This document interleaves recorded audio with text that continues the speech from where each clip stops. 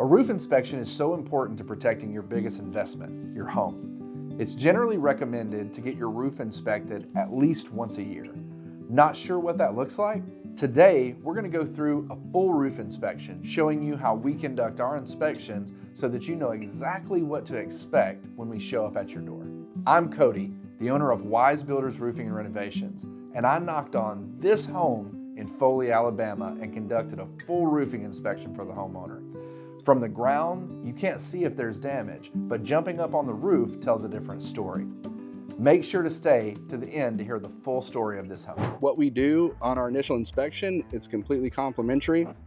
We put together a full photo report of all their exterior, gutters, roof, everything related to the property, show any damages. We also show anything not necessarily storm related, but maintenance issues that are needed, crack pipe boots, etc.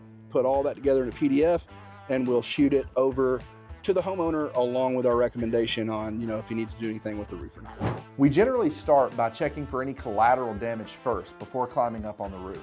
Collateral damage is an indication of storm damage that we can see on the ground, like on an electrical box or on gutters.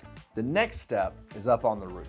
So we utilize a program called Company Cam that creates the contact for the customers, and it allows us to have a lot of photo taking abilities. So every time when we meet with someone, we get their info, enter them into our system, it immediately generates a Company Cam file, and then we can begin to take our photos.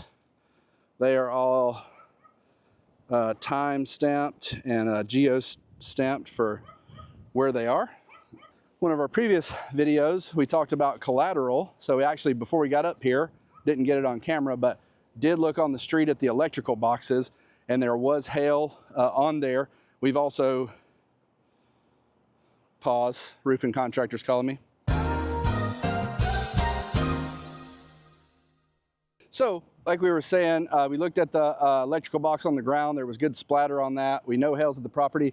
I'm actually gonna go down here now because hail kind of came moving this direction. So I'm gonna go down here and actually look at the satellite.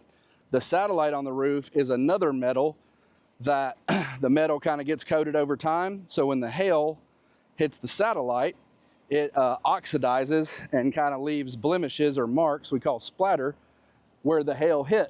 And you're gonna be able to see here in the pictures, definitely some good splatter on the satellite.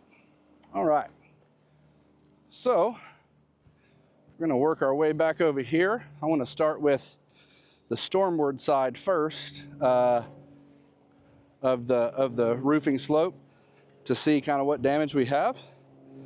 And I found it helpful, I always kind of start at the bottom and work my way back up. You can actually see this roof across from us here. So you can actually see all the little white, round, circular marks all over that roof. That's kind of splatter on the back side where the hail, it was more of a ricocheting blow off of that side. And but that's another way that you can tell hail hit the property. All right, so definitely already seeing some hail hits here. All right, and another thing we like to do, I'm gonna do while I'm here, is we like to measure the shingle. And this is because if you get into a repair versus replace decision, it's good to know if the shingle is still available or not. Not related to what we're doing right now, but gnats are the devil. There's no way to kill them. They harass you all day long. We're gonna inspect the 10 by 10 square on each direction facing of the slope. So yeah, we're already at like 12 plus, even more than that in this test square. So what I'm gonna do is pull up my compass, confirm, yeah, this is south. So from the street facing the house, this is the left facing slope. So it's good to kind of document the roof as you're inspecting it. So when you look back at your photos, you kind of remember what was going on and where it was going on. So this one, we're writing hail equals 12 plus for the hail hits, and wind equals 2. There's one here, there's actually one down there on the corner. So then, before we move on here, I'll pull up my app and kind of keep taking my photos here. I like to get some overviews and some close-ups of the hits for the property owner so they can get a good idea of what's going on their roof.